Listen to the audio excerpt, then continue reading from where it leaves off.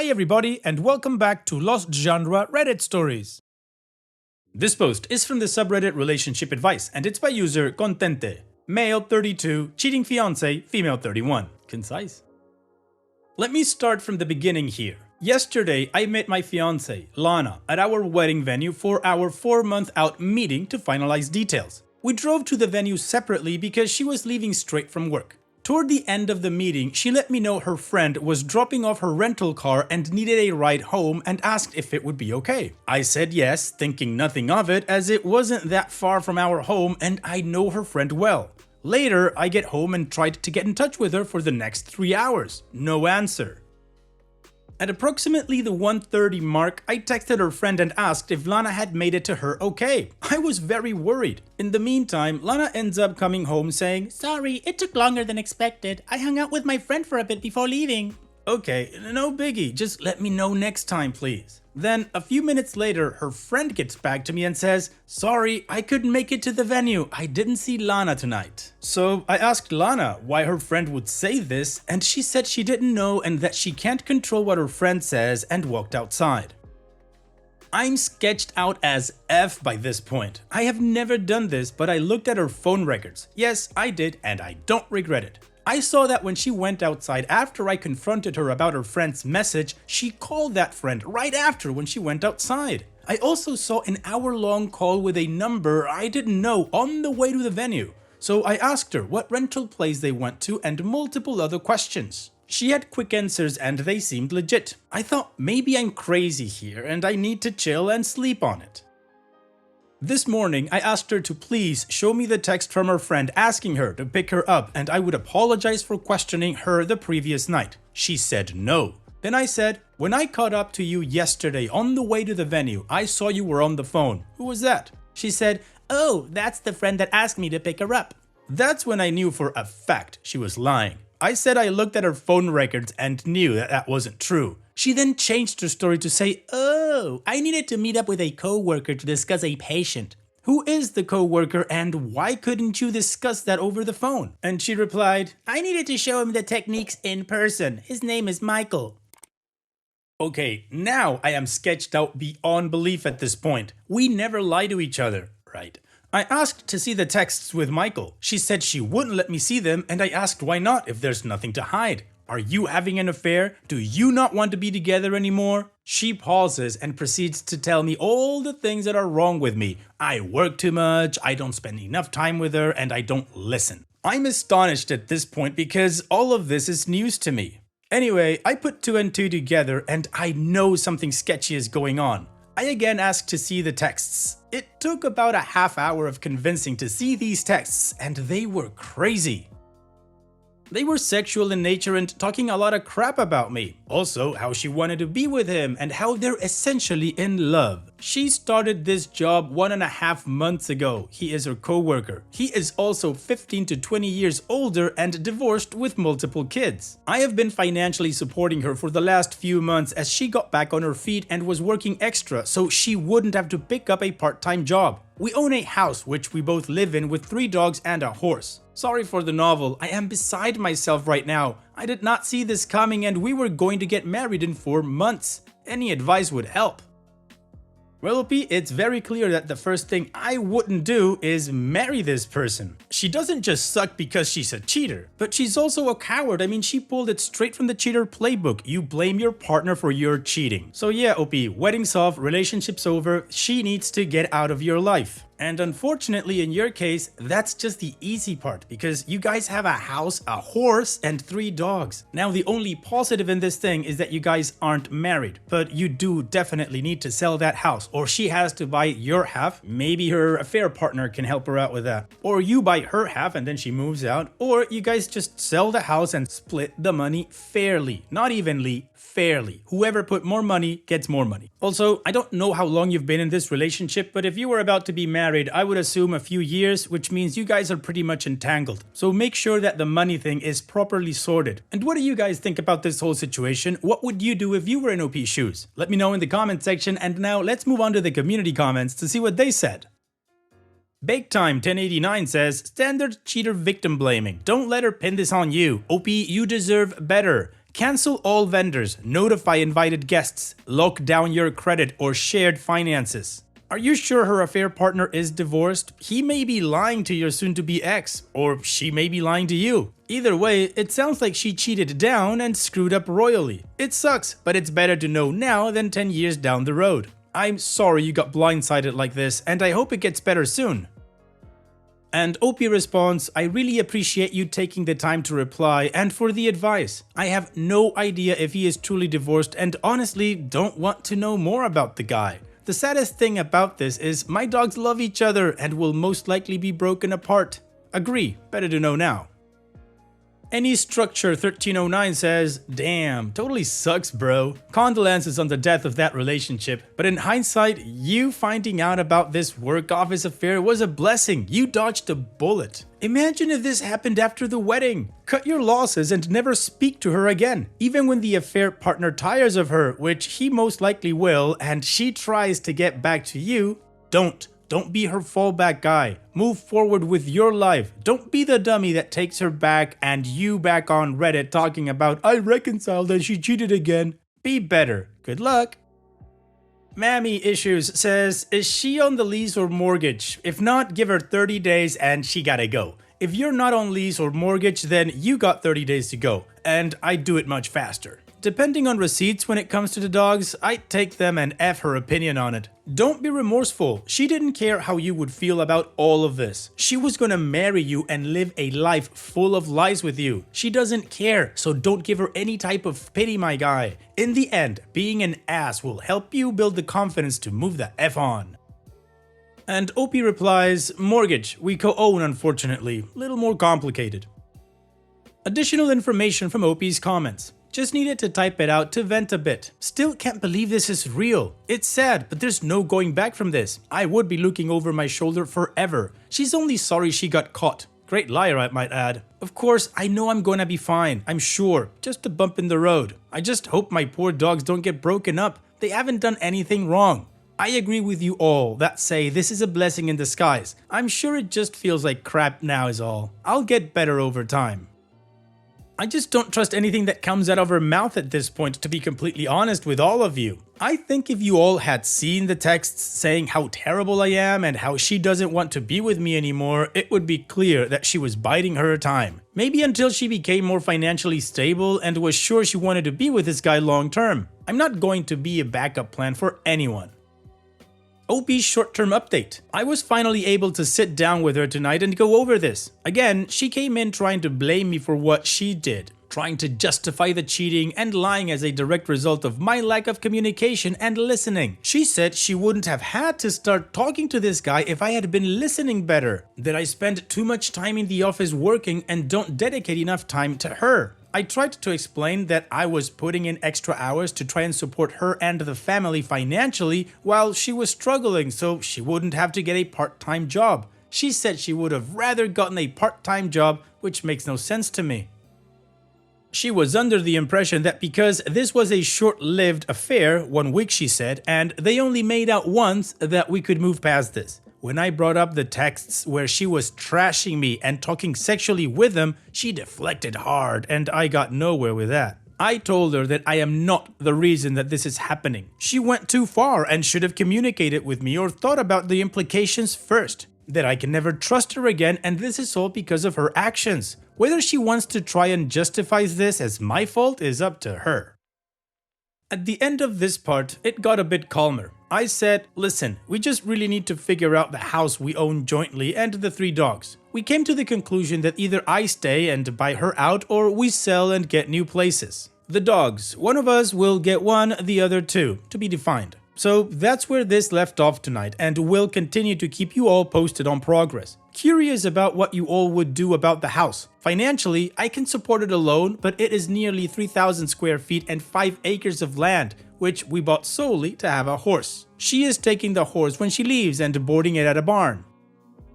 Okay, well, the community agrees that OP needs to get out of that relationship, and then she claims that they only made out. Of course, I don't believe that either, and OP did the right thing by confronting her with the text messages. Like, do you think anybody would want to spend the rest of their life with you if they know this is how you feel about them? No, of course not. You'd be an idiot, probably having an audacity attack or something like that. And OP is also asking us, what would we do with the house? Just sell it.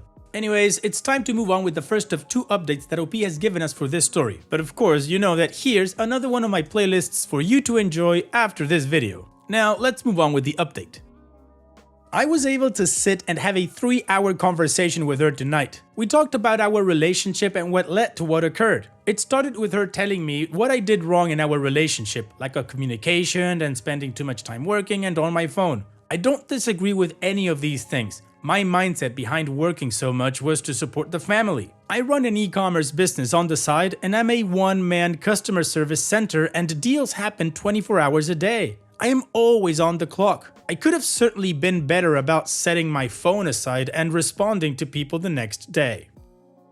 The lack of communication was on both ends, and a prime example of this is the fact that I was unaware she was unhappy with any of this. It was never communicated to me. She said she felt I would have gotten upset if she told me, but she never gave me the chance to work on it. I am not a perfect person by any means, and many times I do or say things that are misinterpreted by her as rude. An example of this is a week ago, I was trying to help her with a budget with her financial problems to try to set up a plan to get her back on track. To note, I work in the financial industry and do this for clients all the time. She had mentioned that she owed me maybe $1,000 and that she would get that back on my next paycheck. I said something like, I think it's a little bit more than that. Let's go through the transfers I have made to our joint account. It ended up being over $5,000. My purpose for doing this was not to make her feel bad, but to realize how much I have been contributing. She took this as me trying to humiliate her, was just trying to help, and maybe my timing was off. She told me I have been too focused on money lately, but I was only trying to make sure we were going to be okay. We still had quite a bit to pay for the wedding, and my budgeting mentality was on overload trying to make sure we had enough. The fact that she keeps trying to justify what she did by attributing that as a direct correlation to my flaws really bothers me. She keeps telling me that she is surprised I would throw away 7 years of a relationship away like this. I keep having to remind her that I didn't throw it away. She did with her actions. She told me that I told too many people too quickly and we could have resolved all of this between us. She also said that she wouldn't have had to talk to someone else if I was a better listener and communicator. Now, I have finally determined the extent of the affair, which I actually believe based on the texts that I read. They began talking 1 to 2 weeks ago via text. I don't know if they had met up before outside of work, but this time around he had asked her to park the car to play basketball and talk. She met up with him and they ended up making out. I truly believe it didn't go further than this, yet. But it would have been in the near future, I am sure. She says he is not her boyfriend. She also took off tonight and I have no idea where she is, assuming with him or a girlfriend. It is an awkward living situation, but I am hoping this resolves in the near term. I do think she wants me to get back with her and try to repair that. I think that the main issue was a lack of communication that manifested for a long time. We got into a routine, lived our boring simple life, and this problem was never discussed and grew over time. She acted out instead of talking to me and also lied to my face and talked a lot of crap about me behind my back. She can be very sneaky and I don't think I can fully trust her again. Obviously, this would be the easiest thing to do, but I don't think I would ever be truly happy. Understanding the root cause has helped me feel better. If nothing else, it will allow me to address my personality flaws and communication issues and see things from another perspective. I started hitting the gym today and will be keeping a routine going. I also plan on picking back up on studying for my CFP designation. I also took the week off of work to focus on my mental health. Today I called the wedding venue and officially cancelled the date. We were able to get some money back but lost a bit unless the date can be resold to another couple. Unlikely. I also spoke with her parents again to keep them apprised. They live far away and I'm sure are worried sick. I continue to let them know everything is fine and calm and they don't need to worry about their daughter. I did some research, and with interest rates where they are today, I will not be able to find a comparable house for the mortgage I pay for this. Can barely find an apartment for less nowadays. I think my best option is to try and buy out her share and have her find an apartment. We will have an appraiser out to assess value and see what half of the equity would be and if that is doable for me. My questions to you all are: does this change your mind at all about the situation? Am I handle this properly? If not, what should I be doing differently? Okay, OP, no, this doesn't change my mind about the situation at all. She still cheated, she still sucks. Good for you for ending it. Now, if I was in your shoes and regarding the house, if it was possible in my situation, I wouldn't give her half the equity. I wouldn't mind taking the time to calculate exactly how much each of you put into that house. Then each of you gets that money back, and whatever remains from the whole selling amount, that can be split into two. Anyways, it's now time to move on to the final update to see how this story ends. It has been nearly a month since this whole situation went down, and I owe you all an update. Has been a very busy, emotional, and eventful month. So I'm not going to lie, the last few days after this happened to me, I was a pathetic mess groveling to get back with this cheating piece of crap. It's embarrassing to admit, but it happened, and it was all part of the process of moving on. While in this vulnerable state, I tried everything I could to do things right and to make things better, but nothing worked. I was actually told that she had to make a decision, me or him, and she did the right thing by choosing him.